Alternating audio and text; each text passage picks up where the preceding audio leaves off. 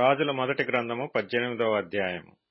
అనేక దినములైన తరువాత 3వ సంవత్సరమందు యెహోవా వాక్కు ఏలియాకు ప్రత్యక్షమై, నేను భూమి మీద వర్షము కురిపింపబోవుచున్నాను, నీవు వెళ్లి అహాబును దర్శించుమని సెలవీయగా, అహాబును దర్శించుటకై ఏలియా వెళ్లిపోయెను. షోమ్రోనులో ఘోరమైన క్షామము కలిగియుండగా అహాబు తన గృహ నిర్వాహకుడగు ఓబద్యాను పిలిపించెను. ఈ ఓబద్య యెహోవాయందు బహు భయభక్తులు గలవాడై యెజెబెలు యెహోవా ప్రవక్తలను నిర్మూలము చేయుచుండగా గుహలో 50 మందిగా 100 దాచి అన్నపానములిచ్చి వారిని పోషించెను. అహాబు దేశములోని ఉదకదారులన్నిటినీ నదులన్నిటినీ చూడబోయి పశువులన్నిటినీ పోగొట్టుకొనకుండా గుర్రములను కంచరగాడిదలను ప్రాణములతో కాపాడుటకై మనకు గడ్డి దొరుకునేమో తెలుసుకొనుమని ఓబద్యాకు ఆజ్ఞ ఇచ్చెను. కాబట్టి వారు దేశమంతటా సంచరింపవలెనని చెరియొక పాలు తీసుకొని అహాబు ఒంటరిగా ఒకవైపునకును ఓబద్యా ఒంటరిగా నింకొక వైపునకును వెళ్ళిరి. ఓబద్యా మార్గమున పోవుచుండగా ఏలియా అతనిని ఎదుర్కొనెను. ఓబద్యా ఇతని నెరిగి నమస్కారము చేసి, నా ఏలినవాడవైన ఏలియావు నీవే గదా అని అడుగగా, అతడు నేనే అని చెప్పి, నీవు నీ ఏలినవాని దగ్గరకు పోయి ఏలియా ఇచ్చట ఉన్నాడని తెలియజేయమనెను. అందుకు ఓబద్యా, నేను చావవలనని నీ దాసుడనైన నన్ను అహాబు చేతికి నీవు అప్పగింపనేలా? నేను చేసిన పాపమేమి? నీ దేవుడైన యెహోవా జీవము తోడు నిన్ను చిక్కించుకొనవలనని నా ఏలినవాడు దూతలను పంపించని జనం ఒకటైననూ లేదు, రాజ్యం ఒకటైననూ లేదు. అతడు ఇక్కడ లేడనియు అతని చూడలేదనియు వారు ఆయా జనముల చేతను రాజ్యముల చేతను ప్రమాణము చేయించుచూ వచ్చిరి. నీవు నీ ఏలినవాని చెంతకు పోయి ఏలియా ఇచ్చట ఉన్నాడని చెప్పుమని నాకు ఆజ్ఞ ఇచ్చుచున్నావే. అయితే నేను నీ యొద్ద నుండి పోవు క్షణమందే యెహోవా ఆత్మ నాకు తెలియని స్థలమునకు నిన్ను కొంచుపోవును. అప్పుడు నేను పోయి అహాబునకు వర్తమానం తెలియజెప్పిన తరువాత నీవు అతనికి కనబడని ఎడల అతడు నన్ను చంపివేయును. అలాగున ఆజ్ఞ ఇయ్యవద్దు. నీ దాసుడనైన నేను బాల్యము నుండి యెహోవాయందు భయభక్తులు నిలిపిన వాడను. యెజెబెలు యెహోవా ప్రవక్తలను హతము చేయుచుండగా నేను చేసినది నా ఏలినవాడవైన నీకు వినబడినది కాదా? నేను యెహోవా ప్రవక్తలలో 100 మందిని గుహకు 50 మంది చొప్పున దాచి అన్నపానములిచ్చి వారిని పోషించితిని. ఇప్పుడు అహాబు నన్ను చంపునట్లుగా నీ ఏలినవాని దగ్గరకు పోయి ఏలియా ఇచ్చట ఉన్నాడని చెప్పుమని నీవు నాకు ఆజ్ఞ ఇచ్చుచున్నావే అని మనవి చేయగా, ఏలియా, ఎవని సన్నిధిని నేను నిలబడియున్నానో ఇశ్రాయేలు దేవుడైన ఆ యెహోవా జీవము తోడు నిజముగా ఈ దినమున నేను అహాబును దర్శించుదునని చెప్పుచున్నానెను. అంతటా ఓబద్యా అహాబును ఎదుర్కొనబోయి ఆ వర్తమానమును తెలియజేయగా, ఏలియాను కలుసుకొనుటకై అహాబు బయలుదేరెను. అహాబు ఏలియాను చూచి, ఇశ్రాయేలు వారిని శ్రమపెట్టువాడవు నీవే కావాయని అతనితో అనగా, అతడు నేను కాను, యెహోవా ఆజ్ఞలను గైకొనక బయలుదేవతననుసరించి నీవును నీ తండ్రి ఇంటి వారును ఇశ్రాయేలు వారిని శ్రమపెట్టువారై ఉన్నారు. అయితే ఇప్పుడు నీవు ఇశ్రాయేలు వారినందరినీ యెజెబెలు పోషించుచున్న బయలుదేవత ప్రవక్తలు 4050 మందిని, అషేరాదేవి ప్రవక్తలైన 400 మందిని నా యొద్దకు కర్మెలు పర్వతమునకు పిలువనంపుమని చెప్పెను. అహాబు ఇశ్రాయేలు వారందరి యొద్దకు దూతలను పంపి ప్రజలను కర్మెలు పర్వతమునకు సమకూర్చెను. ఏలియా జనులందరి దగ్గరకు వచ్చి, ఎన్నాళ్ల మట్టుకు మీరు 2 తలంపుల మధ్య తడబడచుందురు? యెహోవా దేవుడైతే ఆయనను అనుసరించుడి, బయలుదేవుడైతే వానిననుసరించుడని ప్రకటన చేయగా, జనులు అతనికి ప్రత్యుత్తరముగా ఒక మాటైనను పలకకపోయిరి. అప్పుడు ఏలియా, యెహోవాకు ప్రవక్తలైన వారిలో నేను ఒకడనే శేషించియున్నాను. అయితే బయలునకు ప్రవక్తలు 450 మందియున్నారు. మాకు 2 ఎడ్లను ఇయ్యుడి, వారు వాటిలో ఒకదాని కోరుకొని దాని తునకలుగా చేసి క్రింద అగ్ని ఏమియూ వేయకుండానే దానిని కట్టెల మీద ఉంచవలెను. రెండవ ఎద్దును నేను సిద్ధము చేసి క్రింద అగ్ని ఏమియూ వేయకుండానే దానిని కట్టెల మీద ఉంచుదును. తర్వాత మీరు మీ దేవత పేరును బట్టి ప్రార్థన చేయుడి.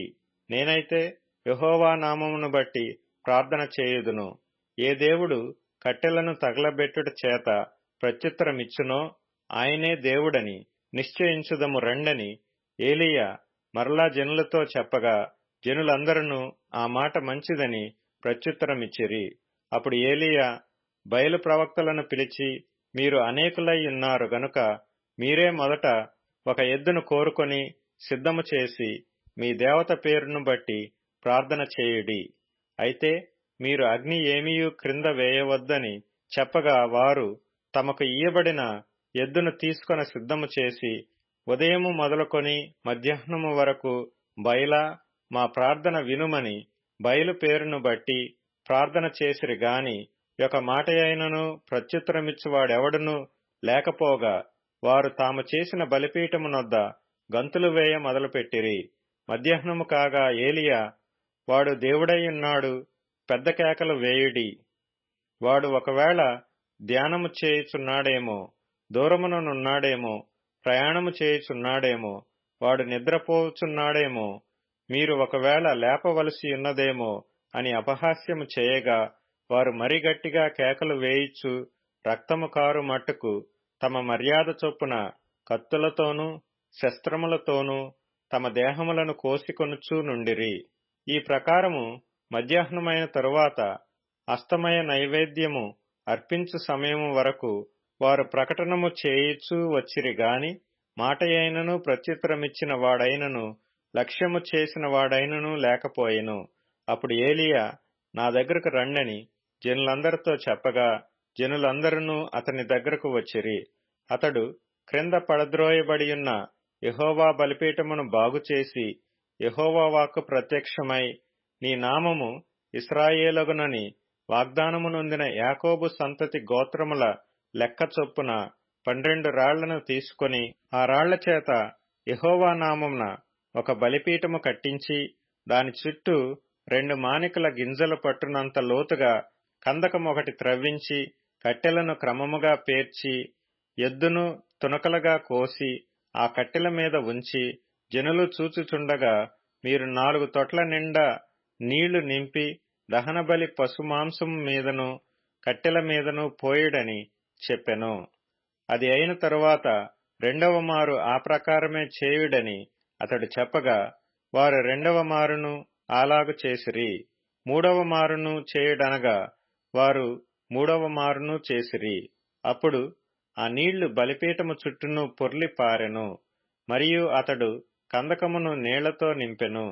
అస్తమయ నైవేద్యము అర్పించు సమయమున ప్రవక్తయగు ఏలీయా దగ్గరకు వచ్చి ఈలాగు ప్రార్థన చేసెను. యెహోవా, అబ్రహాము, ఇస్సాకు, ఇశ్రాయేలీల దేవా, ఇశ్రాయేలీల మధ్య నీవు దేవుడువై ఉన్నావనియు నేను నీకు సేవకుడనై ఉన్నాననియు ఈ కార్యములన్నీయు నీ సెలవు చేత చేసితిననియు ఈ దినమున కనపరచుము. యెహోవా, నా ప్రార్థన ఆలకించుము. యెహోవావైన నీవే దేవుడువై ఉన్నావనియు నీవు వారి హృదయములను నీ తట్టుకు తిరగజేయదువనియు ఈ జనులకు తెలియనట్లుగా నా ప్రార్థన అంగీకరించుము. అతడు ఈలాగన ప్రార్థన చేయుచుండగా యెహోవా అగ్ని దిగి దహనబలి పశువులను, కట్టెలను, రాళ్లను, బుగ్గిని దహించి కందకమందున్న నీళ్లను ఆరిపోచేసెను. అంతట జనులందరూ దాని చూచి సాగిలపడి యెహోవాయే దేవుడు, యెహోవాయే దేవుడు అని కేకలు వేసిరి. అప్పుడు ఏలీయా ఒకనినైనా తప్పించుకొని పోనీయక బయలు ప్రవక్తలను పట్టుకొనుడని వారికి సెలవీయగా జనులు వారిని పట్టుకొనిరి. ఏలీయా కీషోను వాగు దగ్గరకు వారిని కొనిపోయి అక్కడ వారిని వధించెను. పిమ్మట ఏలీయా, విస్తారమైన వర్షము వచ్చునట్లుగా ధ్వని పుట్టుచున్నది, నీవు పోయి భోజనము చేయుమని ఆహాబుతో చెప్పగా ఆహాబు భోజనము చేయబోయెను గాని ఏలీయా కర్మెలు పర్వతం మీదికి పోయి నేల మీద పడి ముఖము మోకాళ్ల మధ్య ఉంచుకొనెను. తరువాత అతడు తన దాసుని పిలిచి, నీవు పైకి పోయి సముద్రము వైపు చూడుమనగా, వాడు మెరక ఎక్కి పారజూచి ఏమీ కనబడలేదనగా, అతడు ఇంకా 7 మార్లు పోయి చూడుమని చెప్పెను. 7వ మారు అతడు చూచి, అదిగో మనిషి చెయ్యి అంత చిన్న మేఘము సముద్రము నుండి పైకి ఎక్కుచున్నదనెను. అప్పుడు ఏలీయా, నీవు ఆహాబు దగ్గరకు పోయి, నీవు వెళ్లకుండా వర్షము నిన్ను ఆపకుండునట్లు నీ రథమును సిద్ధపరచుకొని పొమ్మని చెప్పుమని వానిని పంపెను. అంతలో ఆకాశము మేఘములతోనూ గాలివానతోనూ కారు కమ్మెను. మోపైన వాన కురిసెను గనుక ఆహాబు రథమెక్కి యెజ్రెయేలునకు వెళ్లిపోయెను. యెహోవా హస్తము ఏలీయాను బలపరచగా, అతడు నడుము బిగించుకొని అహాబు కంటే ముందుగా పరిగెత్తుకొని పోయి యెజ్రెయేలు గుమ్మమునొద్దకు వచ్చెను.